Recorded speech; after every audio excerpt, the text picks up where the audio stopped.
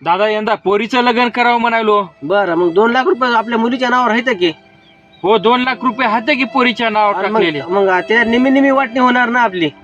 जशी काय वावराच्या- दादा पोरीच्या नावावर लग्न करण्यासाठी तुम्ही टाकले 2 लाख रुपये हो. आणि आता त्याच्यामधला हिस्सा म्हणता 1 लाख रुपये मला दे. तुम्हाला जमीन जायचं अर्धी दिलं नाही काय? अहो हे जमीन जायजातीचं झालं हो अर्धा वाटा. हा. आता नेमक्याच वाटण्या झाल्यात वावराच्या. मी कुठून पैसे आणू दादा नाही, लग्नाला? 2 लाख रुपयातला 1 लाख रुपये माझा वाटा राहणार याच्यामध्ये. अहो काय दादा बोलायले हो तुम्ही? सगळ्या माझ्याकडे लिखापडी आहे तुमची. काही लिखापडी नाही दादा. हा. अहो राबलो हो मी शेतामध्ये. तुम्हाला कारभार कराय दिला. हा? तुम्हाला हुशार केलं.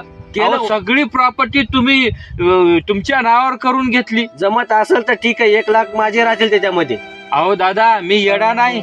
माझ्या पोराला बायकोला सांगितलं नाही घरी. अहो नांदेड परभणी हिंगोली कोल्हापूर सातारा सांगलीला तुमचे जे फलाट आहेत ना तुमच्या सासूच्या नावावर केलेली हात तुम्ही तुमचे म्हणून हात. आपल्या वरलाकडं जे शेत आहे ना नाही ते काहीच नाही, वरलाकडचं नाही कारण निम्याला निम. अहो ते मेवण्याचं नाव करून ते तुम्ही घेतलेलं आहे दादा. तसं काहीच केलं नाही आतापर्यंत. आपण 30 एकर जमीन आपल्या गावामध्ये तुम्ही घेतली, सोयऱ्या धाऱ्याच्या नावावर केली.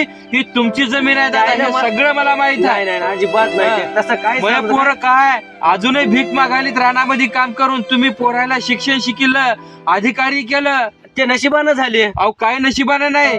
तुम्हाला ते जे काय आहे ते पैशामधला 2 लाखाचा वाटा देऊ. दादा आज तुम्ही मात्र मन तोडलं. नाही तोडलं तर तुम्ही पोरीच्या नावावर टाकलेल्या पैशाच्या सुद्धा वाटण्या म्हणाले. 100% होणारच आहे. अहो एवढं दादा तुम्ही प्रॉपर्टी तुमच्या नावावर केली अजिबात सांगूच नका. मी आतापर्यंत काहीच म्हणलो नाही. नाही मी नाही, सगळं काय जे करायचं बरोबर दादा, केलं. हे 2 बरोबर लाख नाही. 1 लाख माझे होणार म्हणजे होणार. ही काय आता ऐन टायमाला कुठून पैसे आणाव दादा?